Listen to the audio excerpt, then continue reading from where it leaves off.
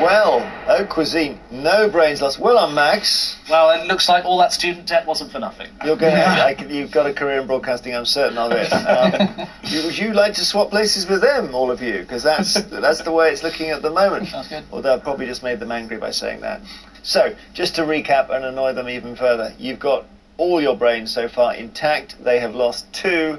They have, however, and this is important to say, got 1 question right. So that was a big moment in this game. The next subject is history. Which is the haute cuisine historian? Should it be you, Mansaka? Which one? Okay, Christian. I take no responsibility for my actions. We don't take okay, Christian, it's fine. We don't take Kevin on. Christian? I think we'll go for Christian, yeah. Christian against, it can be Chris or Kevin or Pat. Yeah, we're thinking Pat, probably. All right, all right. Okay, the statistics are, he's got 37 history rounds in a row. Kevin lost on 36, so Pat is seriously chunky on history. Anyway, Christian versus Pat. Can't wait to see this one. Off they go to the question room. Well, I can see this is a very brainy team we've got here, Christian, and history is your thing, is it? Is that what you're studying? So, no, I'm studying classics, so there's a bit in there. Would you like to go first or second? I'd like to go first. Christian, here is your question. Which of these was a nickname for rich American women who came to England at the turn of the 20th century to marry into families that owned a stately home? Were they buccaneers, damsels in distress, or ladies who lunch? I wouldn't have thought it was ladies who lunch. Buccaneers has a sort of turn of the century ring to it, I suppose. Yeah, I'll go with Buccaneers. Buccaneers is the right answer. Okay, Pat, your first question. What nickname was given to the Nazi order of 1945, which demanded the destruction of the German infrastructure to prevent its use by the Allies? Is that the Caesar Decree, Hadrian Decree, or Nero Decree? It was never properly or comprehensively implemented. But I think in a nod to the emperor who fiddled while Rome burned, it was the Nero Decree. The Nero Decree is the right answer. Christian, over to you. In the 20th century, Clement Gottwald served as both Prime Minister and President of which European country? Was it Czechoslovakia, Yugoslavia, or Albania? Again, not my field, and I couldn't tell you, but, it's a German-sounding name, so my instinct would be Czechoslovakia. I know Albania shipped their king in, but I don't know if they ship prime ministers in as well, who knows. I'll go with Czechoslovakia again, but I guess. Czechoslovakia is the right answer. Okay, Pat. How many countries signed the 1959 Antarctic Treaty, which established freedom of scientific investigation and a ban on military activity in the area? 12, 18, or 24? Well, this is a bit tricky, really. Was it confined to those countries with a plausible active interest?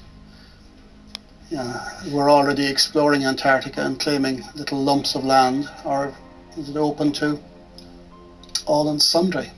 Well, I think I'm going to have to make a bit of an assumption. I'm going to have to assume it's countries which had been seriously active in landing people on Antarctica. And in that case, because it's such an endeavour to get there in the first place, I'm going to have to err towards the low side and go with 12, but this is extremely hazardous. And you've ended up with the right answer. 12 it is, Pat. That's not bad quizzing, is it, Christian, from him? Not at all. Here's your third question. You're playing well. Which royal residence in Windsor was purchased for King George III's consort, Queen Charlotte? Is that Frogmore House, Bagshot Park, or Goldsborough Hall? Once again, I don't know. But, I know there is a Frogmore House around Windsor because there is a royal mausoleum there. I think I may just go with Frogmore because I know it could be right. Frogmore House is the right answer. 3 out of 3. Good team we got here, aren't they? Pat, the so-called Parsons Cause dispute in Virginia in the 18th century concerned the right of vicars to be paid in what? Pigs, tobacco, or glass? Well, my first thought is that Virginia tobacco, you've got sort of an echo there. Paying people in glass, that's a slightly odd. And paying people in pigs. Well, pigs are valuable creatures, but it's a funny sort of currency. I'm simply going to have to assume that tobacco growing is so important in Virginia that tobacco was effectively being used for payment. Tobacco. Tobacco is the right answer. So 3 each after 3 questions. We go to sudden death. Christian, it gets a bit harder for you now, or for both of you, because I don't give you alternative answers. The so-called land of Punt was an important trading partner for which ancient civilization? No one knows actually where it is, I think. A lot of thought has been done into where Punt is, and no one has really come to a conclusive answer as far as I know. But they were an important trading partner with ancient Egypt. Egypt is the right answer. Very, very good. Very strong. Okay, Pat. Houari Boumediene seized power in which North African country in 1965? Oh, let me think. I usually have a slight problem with these. There's Boumediene and there's Ben Bella. One is Algeria and one is Tunisia. I think I normally give Ben Bella as being the Algerian man, so I think I'll go with Tunisia, but this is hazardous. Tunisia. You do play history very well, Pat, I must say. You just got past Kevin's record, hadn't you? Dear me. 37 history no, rounds. You're reading the rights. I am reading the rights. Well done, Christian, you knocked him out on history.